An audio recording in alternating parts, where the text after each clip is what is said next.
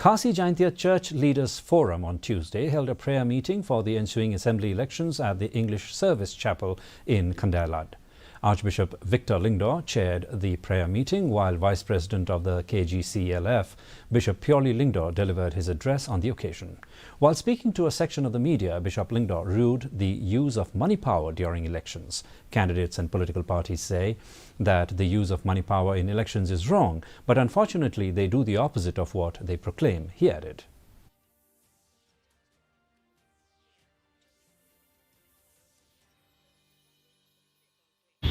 We all know and we all say, everybody says that the use of money power is wrong. We say that on the one hand, and especially the candidates, the political parties, they say that on the one hand, and on the other hand, they do exactly the opposite. So this is what is wrong, this is what is sinful.